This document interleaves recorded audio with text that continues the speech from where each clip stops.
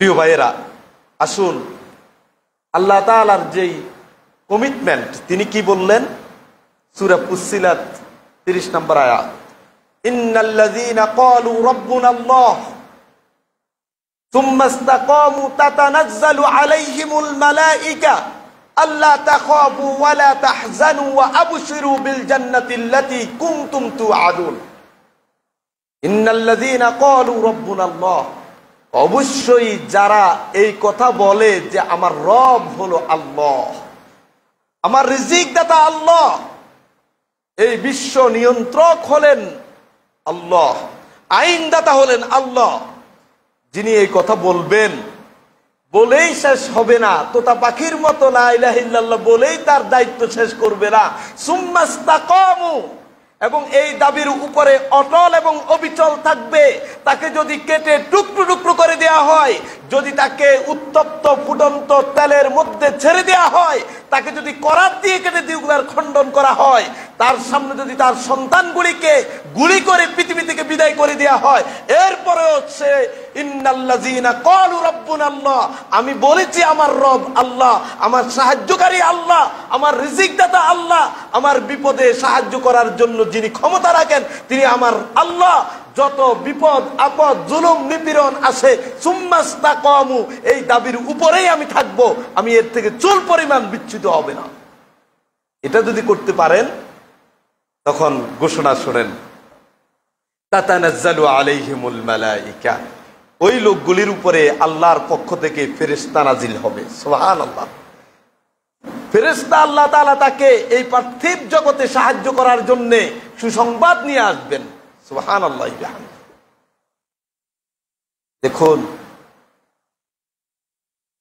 ঈমান আছে কিনা, সেই আল্লাহকে রব বলে স্বীকার করেছি, সেটার উপরে ইস্তেকামত আছে কিনা, দৃঢ়পদ আছে কিনা, এই দাবির উপরে আমি অটল আছে কিনা, নাকি জুলুমের সামনে আমি আমার সিদ্ধান্ত মতবাদ চেঞ্জ করি, তন্ত্র মন্ত্রকে পরিবর্তন করি, সামান্য শুধু কিছু আর্থিক সুবিধার জন্য আমি আমার ঈমানকে বিসর্জন দিই, তাহলে তো আর আপনার আমার জন্য এই সংবাদ না, ফেরেশতা আসবে না আমার আপনার জন্য।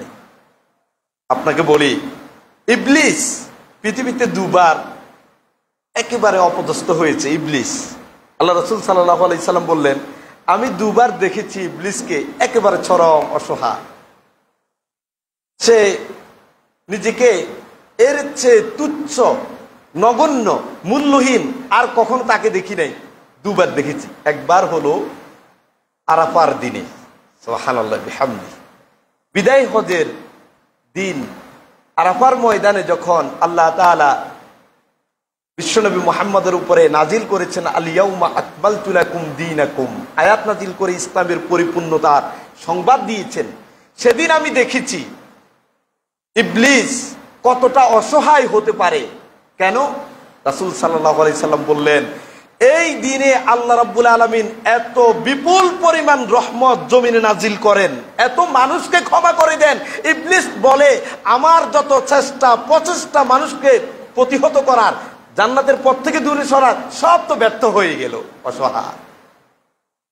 আরফার দিনে আরেকদিন তিনি দেখেছেন তাতানাজ্জালু আলাইহিমুল মালায়েকা, যদি আমি এখনো বলতে পারি, বিলালের মতো বুকের উপরে পাথর চাপা দিয়ে উত্তপ্ত বালিতে রেখে, যার পিঠের চর্বি গলে গলে ওই পাথরগুলি কি ঠান্ডা হয়েছে, সেই বেলাল আহাদ আহাদ বলেছে, ঈমানের দাবির থেকে চুল পরিমাণ বিচ্যুত হয়নি। এইরকম যদি ইস্তেকামত থাকতে পারি আমরা, তাহলেই তো তাতানাজ্জালু আলাইহিমুল মালায়েকা, ফেরেশতা আকাশ থেকে আসবে। রাসূল বললেন, আমি আরেকবার দেখেছি তাকে চরম অসহায়। সেটা হলো বদরের যুদ্ধের দিনে। আল্লাহু আকবার। যখন রাসূলুল্লাহ সাল্লাল্লাহু আলাইহি ওয়াসাল্লাম কাফিরদের বিরুদ্ধে যুদ্ধের দামামা বাজিয়ে তুললেন, বদরের প্রান্তরে উপনীত হলেন, রাসূল তার তাঁবুর মধ্যে সিজদায় পড়ে কান্না করতেছেন, কান্না করে দোয়া করতেছেন। দোয়ার ভাষাগুলি এমন, আল্লাহ, জমিনে যদি আপনার ইবাদত না হোক আজকের এই দিনের পরে, তাহলে আপনি আমাদেরকে শেষ করে দেন, অসুবিধা নেই। আর যদি এই জমিনে আপনার একত্ববাদ, তাওহীদ, ইবাদত চালু থাকুক, তাহলে কাফেরদের বিরুদ্ধে আমাদেরকে বিজয় দেন। বাবা এভাবে করে করে দোয়া করতেছেন, চোখের পানি ছেড়ে। আবু বকর পিছন দিয়ে গিয়ে বললেন, হাসবুকা ইয়া রাসূলুল্লাহ, যথেষ্ট হয়েছে, আর বলতে হবে না। এত কেন আপনি নিজের আত্মা এই করে দিচ্ছেন? যথেষ্ট হয়েছে, আসেন আমরা আপনি সহ কাফেরের বিরুদ্ধে, তাদের সংখ্যা বেশি, অস্ত্র বেশি, সরঞ্জাম বেশি, আমাদের নাই, অসুবিধা নেই। সংখ্যা আমরা 313, অত্যাধুনিক সরঞ্জামাদি নেই, অস্ত্র তরবারিও ওই পর্যায়ের নাই। কিন্তু আসুন আমরা তাদের বিরুদ্ধে যুদ্ধে ঝাঁপিয়ে পড়ি। আমরা আপনাকে ওয়াদা দিচ্ছি। আবু বকর বলতেছে, মুসা আলাইহিস সালাতু ওয়াস সালামের বাহিনী মুসা আলাইহিস সালামকে বলছিল, হে মুসা, তুমি আর তোমার রব যাও, তোমরাই যুদ্ধ করো, আমরা যাবো না। আমরা আবু বকর, ওমর আলী, ওসমান সহ যে 313 জন আসছি বদরের যুদ্ধে, আমরা আপনাকে মুসার বাহিনীর মতো এই কথা বলতে যাব না, বরং আপনার নেতৃত্বে আমরা এই কাফেরের সাথে বিরুদ্ধে যুদ্ধ করব। আসেন। রাসূল সাল্লাল্লাহু আলাইহি সাল্লাম মাথা উঠালেন, যুদ্ধের দামামা বেজে উঠল। রাসূল বললেন, আমি দেখেছি ওই দিন আল্লাহ তাআলা আকাশ থেকে মুমিনদেরকে সাহায্য করার জন্য জিবরিল আমিনের নেতৃত্বে অসংখ্য অগণিত ফেরেশতা নাযিল করেছিলেন। ফেরেশতা দেখে ইবলিস অসহায় হয়ে গেছে এবং জিবরিল আমিন ওই ফেরেশতাদেরকে যুদ্ধের কাতার বন্দী করাচ্ছে। আল্লাহু আকবার। জিবরিল নিজের নেতৃত্বে ফেরেশতাদেরকে যুদ্ধের কাতারে দাঁড় করাচ্ছে। তারা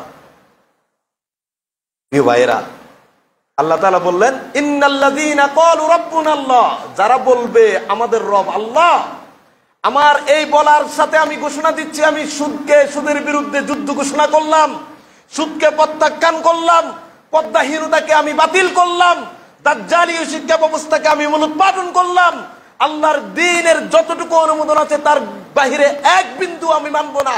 এটাই হলো ওই ব্যক্তি যে বলবে রব্বুনাল্লাহ, আমার রব আল্লাহ, এবং এটার উপরে সে ইস্তেকামাত থাকবে। ইস্তেকামাত মানে দৃঢ় পথ থাকবে, এই দাবিতেই অটল থাকবে। তাহলে তাতানাজ্জালু আলাইহিমুল মালাইকা, আল্লাহ তাআলা তাদের উপরে ফেরেশতা নাযিল করবেন। এরপরে কি করবেন?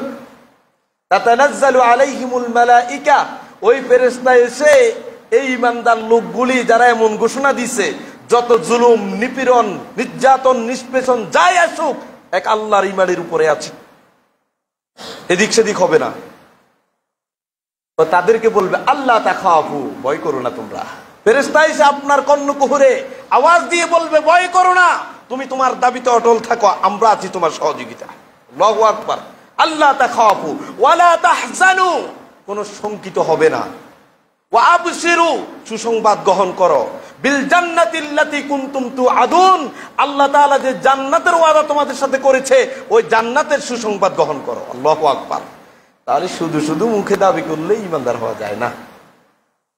সেই ঈমানের দাবির উপরে অটল, অবিচল, দৃঢ়পথ থাকতে হবে।